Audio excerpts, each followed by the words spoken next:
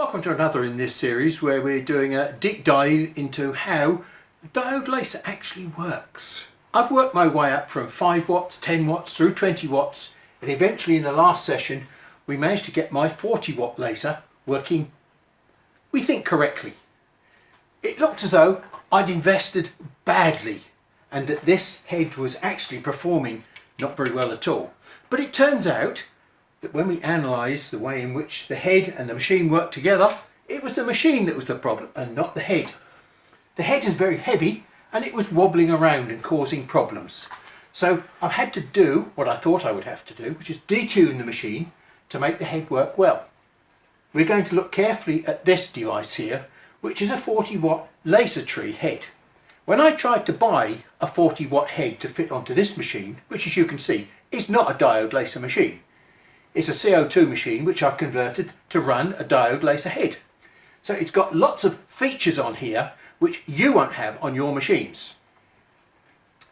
But that makes it different and difficult for me to buy a 40 watt head because there aren't many 40 watt heads out there to buy separately. But at the time I approached people like IKEA, I don't know what they're called. They weren't in the least bit interested in selling me a head, probably because they knew me from my YouTube series and weren't prepared for me to dissect their head. I'm going to do just that with this 40 watt head because, to be honest, there's a whole load of fraud out there associated with selling you laser machines particularly. Can I just say very quickly that there is no difference between any of the brands that you buy. They're all 450 nanometer light sources, laser sources. There is only one type of laser source and it only goes up to a certain power. But the essence of it is that most people don't understand how a laser machine works. They're buying it as a bit of kit, in the same way that you buy one of these. It's a ballpoint pen. Well, they all look different and pretty. They cost different amounts of money, but they all do one thing, which is make a mark on a piece of paper. And that's effectively what you're buying with your laser machine, something that will mark or cut material. They all work with exactly the same principle. You've got an ink reservoir here, you've got a ball on the end, and somehow that ink gets to the ball.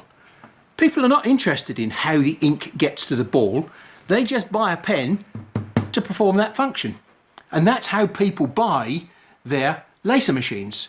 Now, which one should they choose? Should they choose the pretty one, the expensive one, the one that's simple for first-time users, the one that's pros, this one which is 10 times better than this one? They're all the same. Your decision to buy one of these pieces of equipment is based on what it looks like and the way in which the manufacturer can sell it to you. His marketing blurb, or as I like to call it, techno babble.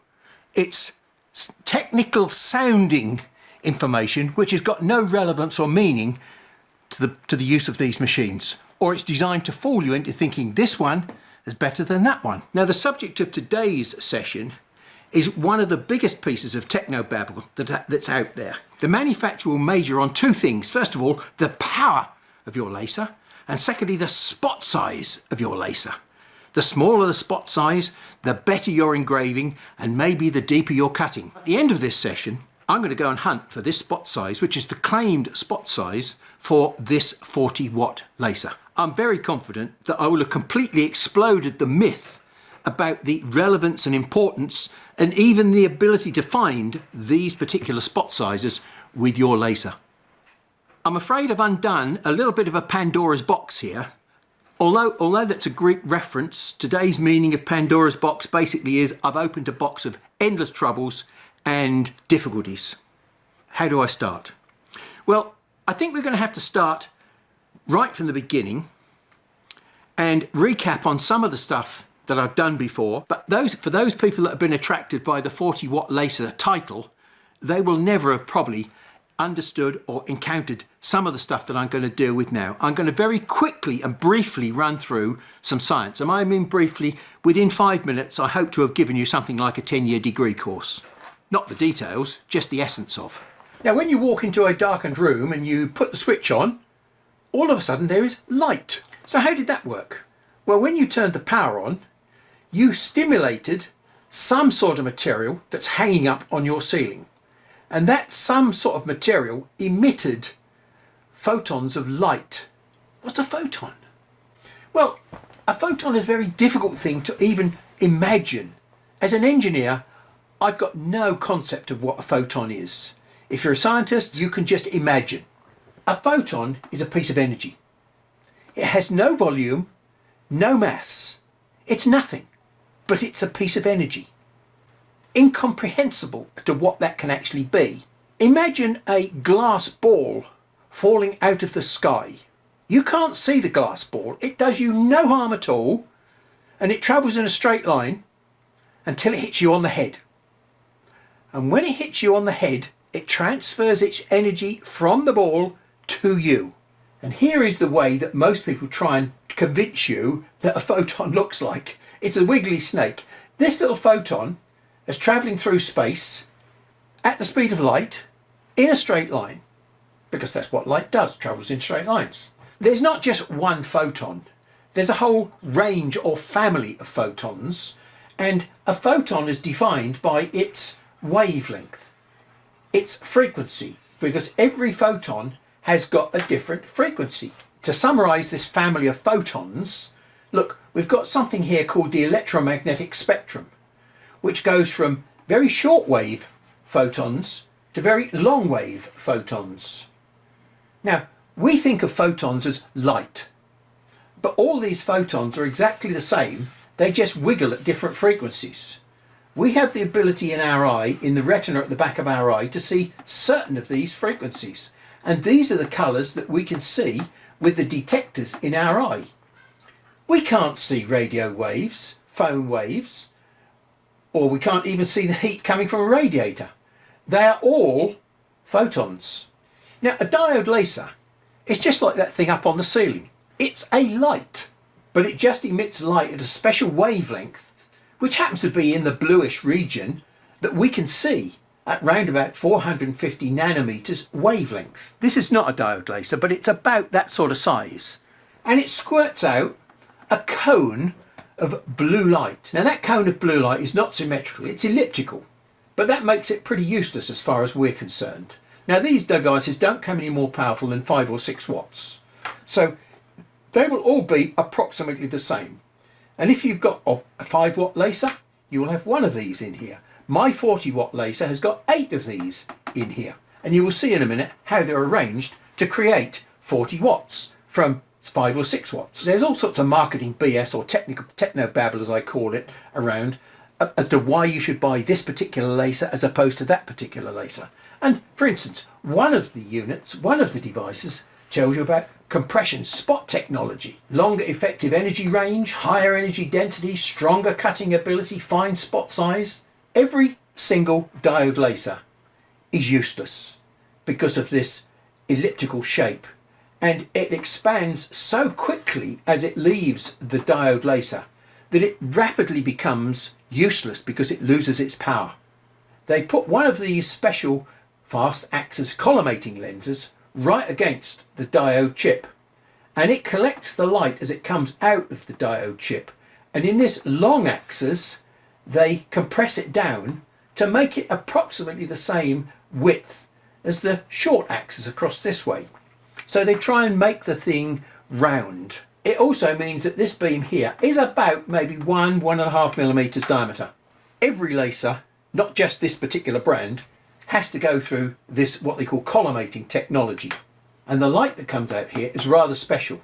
Here I've got a stage spotlight, and a stage spotlight has got uniform light intensity across the whole of its area. Look, it goes up to a certain intensity and it stays uniform all the way across the beam width. Now this one is a different sort of light.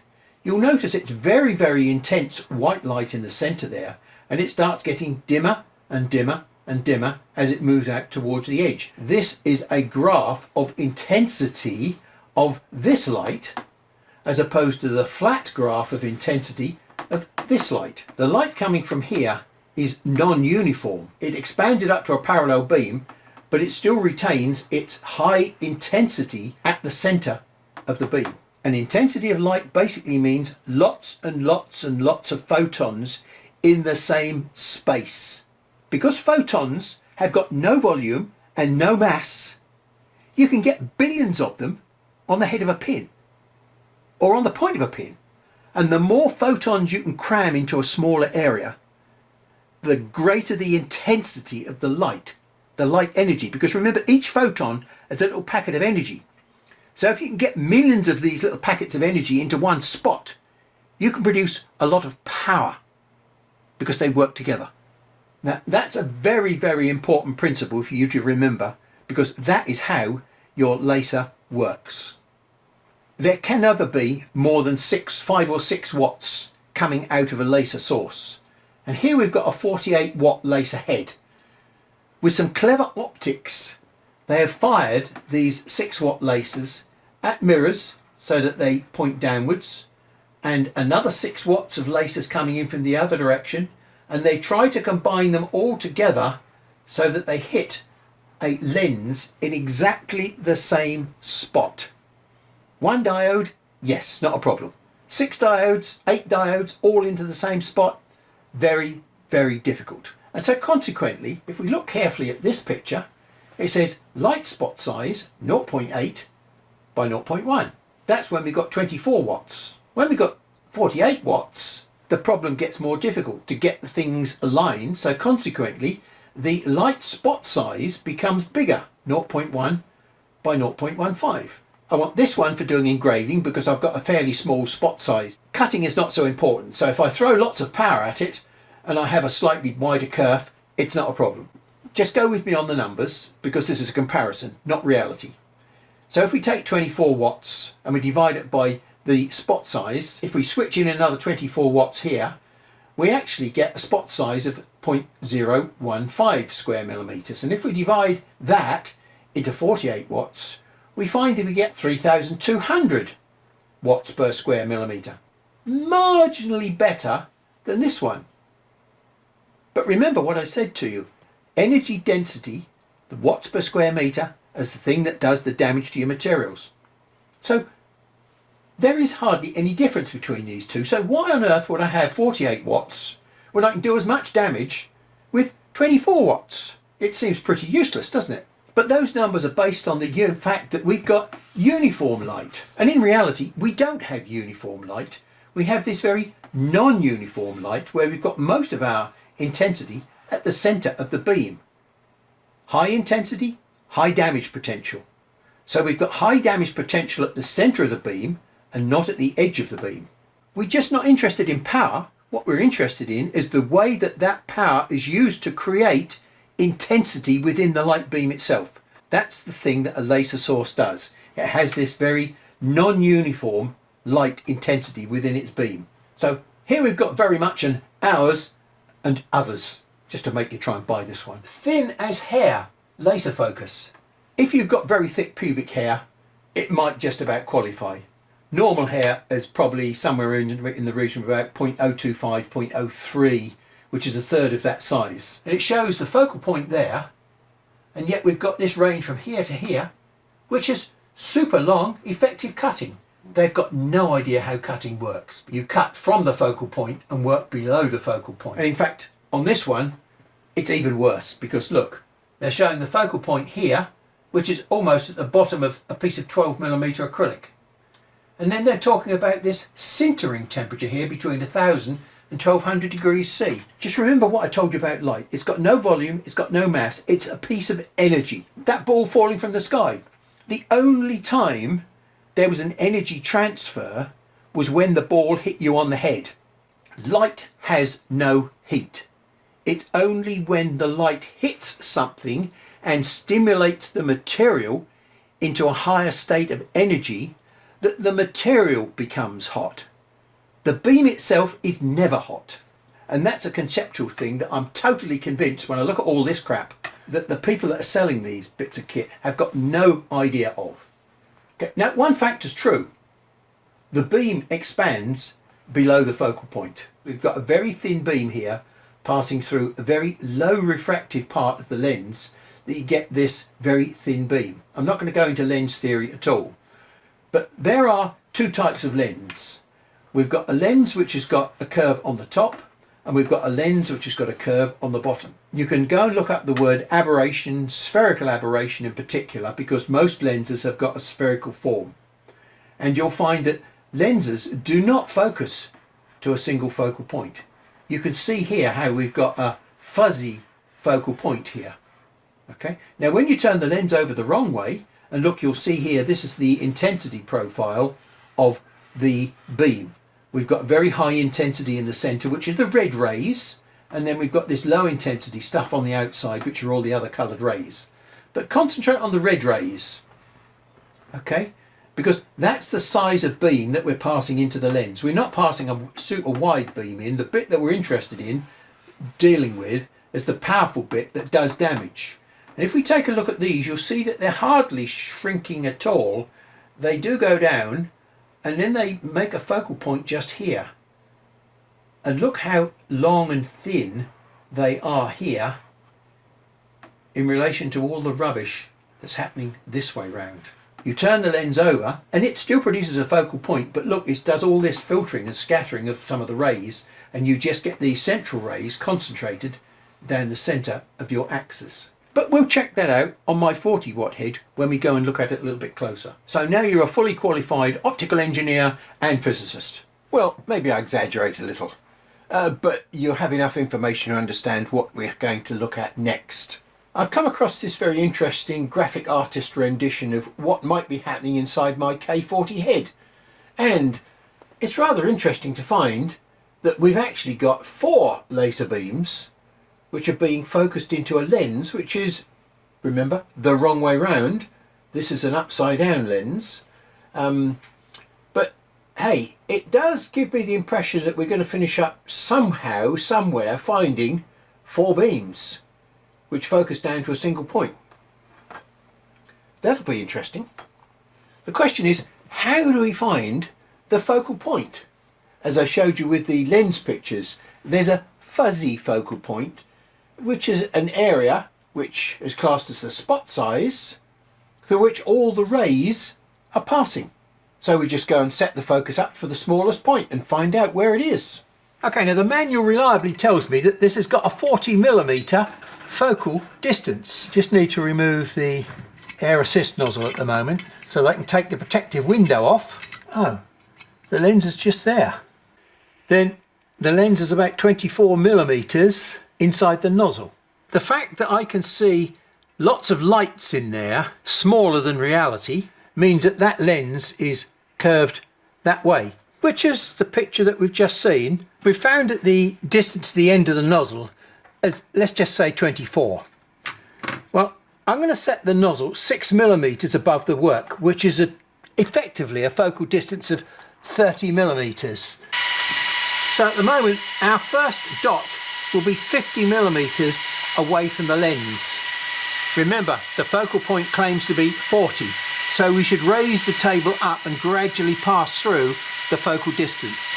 So I've got a 100 millisecond pulse here at 100% power, 40 watts.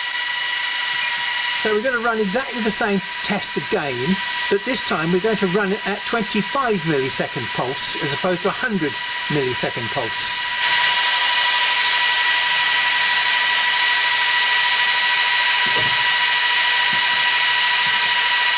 We're just going to go and look at those 2 sets of results under the microscope. Well, at 50mm distance from the lens, that's already rather interesting, isn't it? We can see the 4 beams, and they're arranged in 4 lines, because once they get below the focal point, remember, light travels in straight lines, so they're going to diverge, and that's how we can see 4 lines. Let's quickly just scan along these, and we'll see how long it takes. Well, now we've moved to a rectangular. We're moving to a bit of a circular point now, which is rather interesting. So why should all of a sudden they go circular? And as we start moving along, they're nearly round, which is amazing. I think you can see we've already passed through the focal point, because that one on the right is bigger than the one in the middle of the screen. And I'd say the one on the left is slightly bigger than the one in the middle of the screen. 30, 31, 32. That's nowhere near the 40mm focus they promised. That's 100 milliseconds. And let's go and look at the one below it, which should be 25 milliseconds. 30, 31, 32. I think we've got to judge that one as slightly smaller than the one on the right. So that one's 33. So let's just put a scale on the screen so we can see what we're talking about. So this is 0.1, 0.2. Let's be generous and say 0.27 or 0.28 of a millimetre. Now, that's neither 0.12 or 0.16, which are the claimed spot size for this unit. Problem number one, did they define how long a pulse should be to get to a 0.1 spot? No. Why not? Well, because the information that they're providing you with is theoretical. It's design data. It's not real world data. And if I got to 100 milliseconds, my spot size has grown to 0.1, 0.2, 0.3, nearly 0.4. There's no definition of how you should measure a spot size. Because when you put it into real material, it's nothing like the theoretical dimensions that they give you in the specification. These are two different spot sizes at the same focus in one material. Now that we've found approximately where the focal point is, it was 24 to the edge of the nozzle, and now it's 33. So that's 9 millimeters below the nozzle is where our focal point is. So we've got the focus set to 9 millimeters. We're going to run across the page with different exposure times, 100% power, and then I'm going to reduce the power, and we're going to run across the test again and again and again at different powers.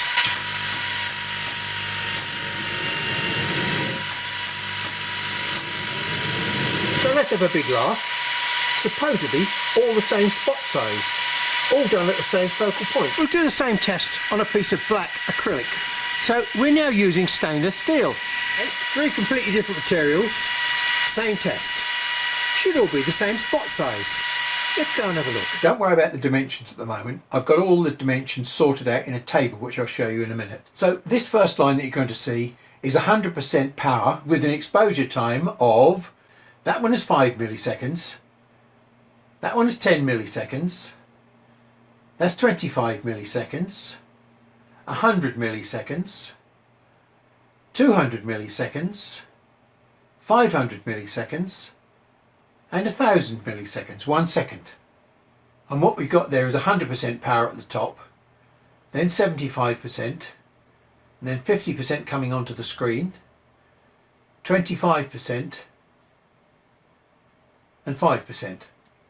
Well, there's nothing there for 5%, because to be honest, none of the 5% power results developed anything at all. So this is black acrylic, that's 5 milliseconds, 10 milliseconds, 25 milliseconds, 100 milliseconds, 200 milliseconds, 500 milliseconds, and 1000 milliseconds. You can see some rather interesting artifacts happening around here at 1 second. Although the hole is that big, if we take a look around here, we can see that the damage or the heat affected zone is quite a lot bigger than the actual hole that's been punched into the material. That result there is a rather interesting result, because this one and only this one has got air assist on it. All the others are done without air assist. At that one we've got a significant chamfer at the inlet of the hole. No chamfer, no chamfer, no chamfer, just a heat affected zone. So let's look at the air assist effect as we move down. We've got a chamfer around the outside and heat affected zone there and no heat affected zone there. Okay, so let's just jump to the stainless steel now. We've got some high intensity in the centre here where we've actually, looks as though we may well have turned the metal just a little bit molten. And then round the outside we've got a heat affected zone, which as you see will get bigger and bigger and more pronounced as we get more and more exposure time. To 100, then 200, 500, and look at the mess that we've got at 1000 milliseconds. Not only have we got quite a large burn, we've got a huge affected zone around the outside, which is the heat affected zone. What was I going to record? Was I going to record this, or was I going to record this? There must be some light rays out here which are causing this effect. It's not just all heat that's radiated out from here. there must be some low energy rays out here which are causing this oxidation to happen on the surface of the stainless steel. Although we didn't see anything this big on card, did see some heat affected areas on the acrylic. Now, I hope you remember back to the beginning when I said that I'd opened Pandora's box and all I was going to find was troubles, troubles and more troubles. Everything that I mentioned about the science in the first instance we're going to need. And you'll remember that I showed you this picture. The intensity of the light at the centre of the beam is very high and you can see the intensity dropping off. It's getting darker and darker as it moves out towards the edge of the beam. Brighter and more intense the light, the faster it can do damage. It does more damage at the middle in a given period of time than it does at the outside in that same period of time. Your diode head is actually very simple. It can only do two things. It can turn on and it can turn off. That's it. The turning on and off of your laser diode head is controlled electronically by something called a pulse width modulation signal. When the voltage is 5 volts, it turns your laser beam on. And when it drops to 0 volts, it turns the laser beam off. The diode laser we're talking about for this machine is 40 watts. And that's it. That's what it gives out, 40 watts. What we're seeing on the screen here is 50% on and 50% off. And that's equivalent to the laser beam doing this. Because this is such a relatively low flash frequency, you can see it switching on and off. But if this was running at a very high frequency, you wouldn't see that switching on and off. Here's another LED light that's running at a much higher frequency. That's equivalent to 100% power. Now, if I reduce the power, look what happens. Seamlessly, the intensity drops until I turn it off. You can't see the flashing because the sensitivity of your eye is not fast enough. But that's effectively the way in which your laser machine is controlling its power. Because the frequency was so high, 50% on and 50% off meant your eye averaged the intensity of the light as 50%. When it was on 100% of the time, it was continuously bright. When it was nearly off, it was very dull. This is pulse width modulation. All the time the output of my laser is 40 watts, never anything else. The only thing that appears to make the power change is the fact that some of the time I'm allowing a longer exposure time for the 40 watts to damage the material. If I turn the beam on continuously like that, but only allow it to be on for 5 milliseconds, I should do a certain amount of damage in that 5 seconds of exposure time. If I double the exposure time, I will effectively do twice as much damage. The more exposure time, the more damage I do. But remember the spotlight concept. If there was a perfect edge to the beam, then the concept of a focal point would make sense. But where there is no edge to the beam, as in the sort of beam that we're using, the idea of a focal point, an optical focal point, is meaningless. Because what passes through the focal point is not uniform light. And remember, that high intensity at the centre is going to do damage faster. So if we only allow the beam to be exposed for a short period of time, we shall only see a small burn. If we allow the beam to burn in the same spot for longer and longer periods, then more of that low intensity beam around the outside of the central high intensity core is going to do damage. And it's going to cause more and more damage the longer we allow it to be exposed to the beam. And that is why we see a change of diameter with exposure time. If I expose the material for 1 second to 100% power, I burn a hole which is 0.65 diameter. Now if I start reducing the power, what I'm really doing is reducing the exposure time again, because I'm only allowing the light to be on for 75% of the time. It's not 75% of the power, it's just 40 watts for 75% of the time. and I produce a smaller burn. So when I allow 40 watts to be on for only 25% of the time, I get an even smaller burn. That's one reason why you'll never find such a thing as a spot size, because it depends on exposure time. So let's take a look here at 50%. 50% on soft card at 1 second gives me a 0.3 burn. 50% on black acrylic gives me a 0.45 diameter burn. And yet on stainless steel, the 50% burn is 0.6. That doesn't make sense, because stainless steel is a much harder material than either of these two materials.